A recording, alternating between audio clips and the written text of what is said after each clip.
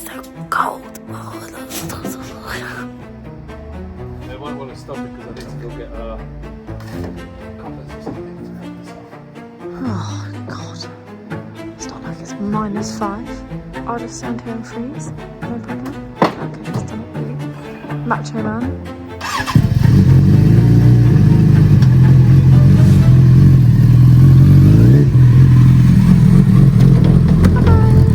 Welcome to 2026. We are starting this year with probably the craziest thing that's ever happened to me.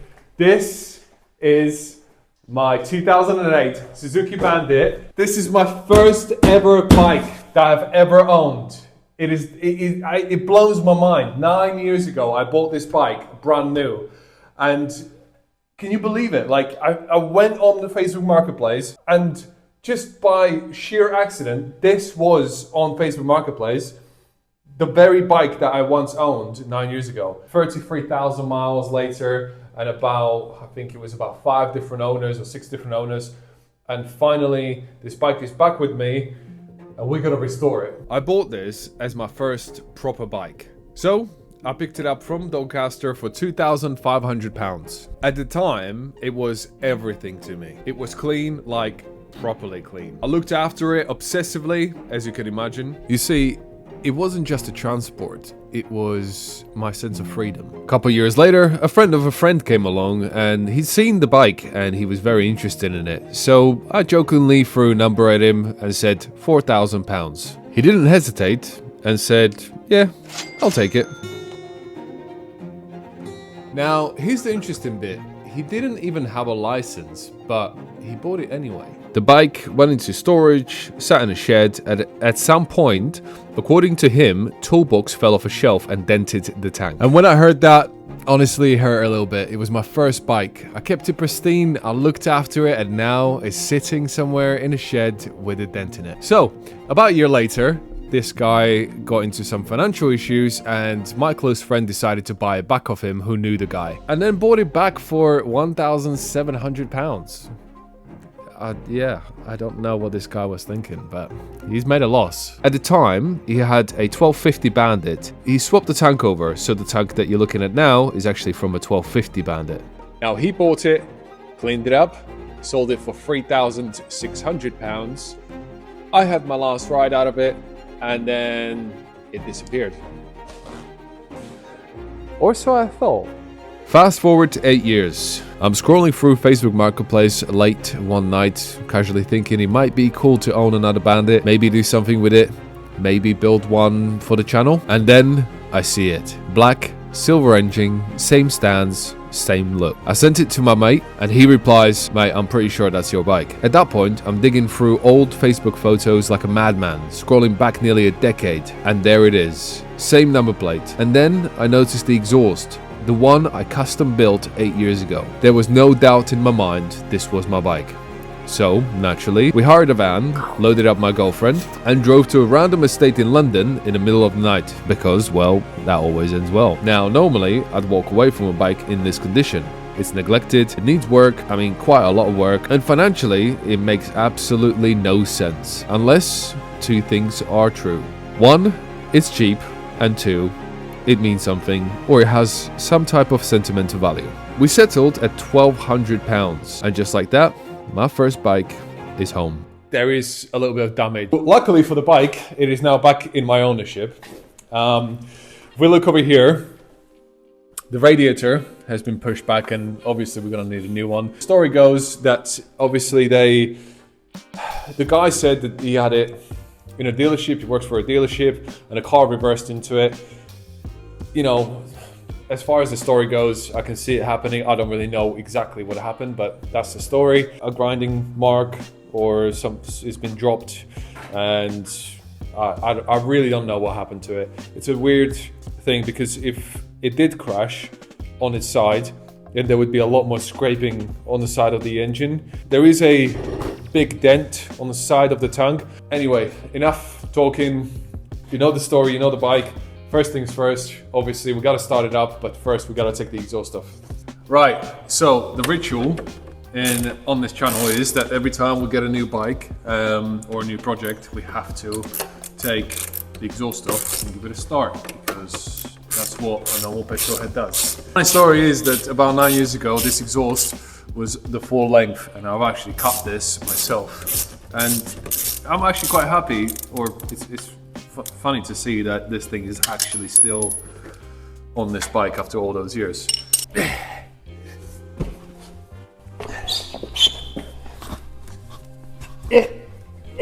Come on. Right, it is 10:30, and I'm really sorry to all my neighbors, but this is gonna happen.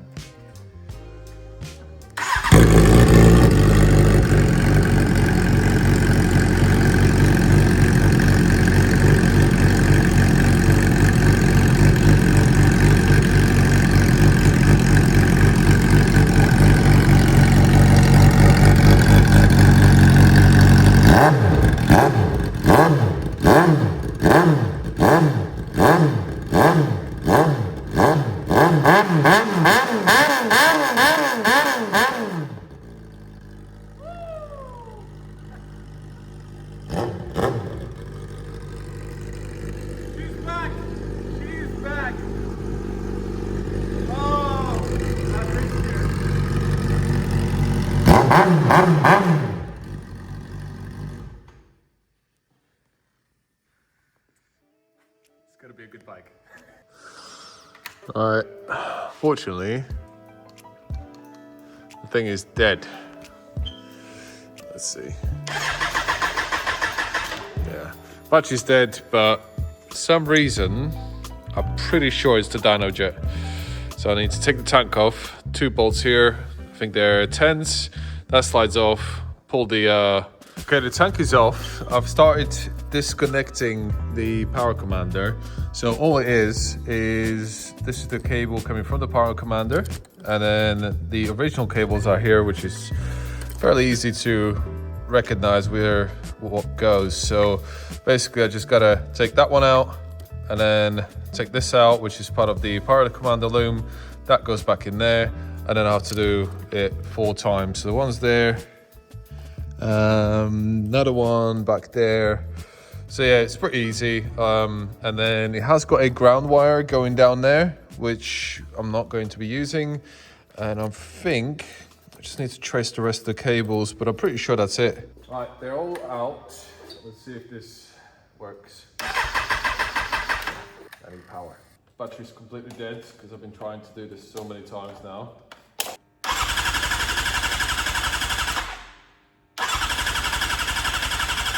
I'll tell you what, I'm gonna reconnect the tank back into the bike and then try that again, because I don't really know why it doesn't start, because it worked before and I just walked into the garage and then it stopped working.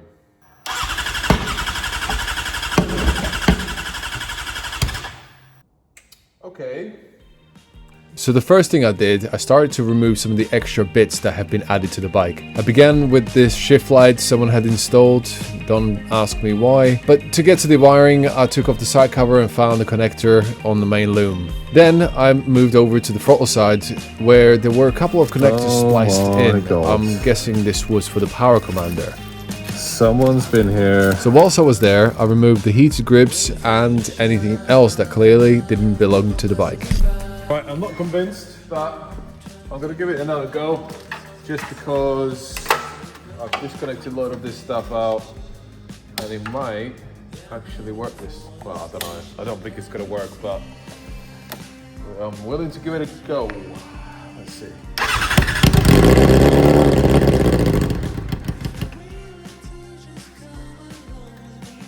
Note to yourself, if you ever buy a bike and it's got loads of crap on it, get rid of it and you'll fix your bike.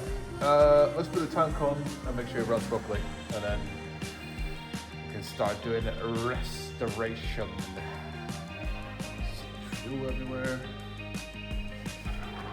Got 2 fire extinguishers on this place, so should hopefully be okay.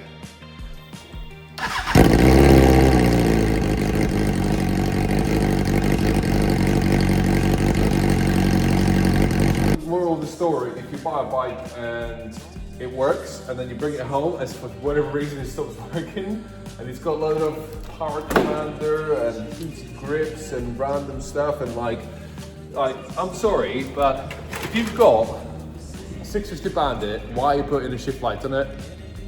It's a 650 Bandit.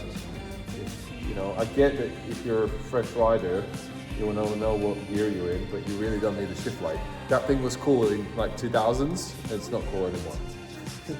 So, in my opinion, by the way, before you actually scrutinize me in the comments, I'm gonna need to take everything apart. So we're gonna start from this front and work our way back.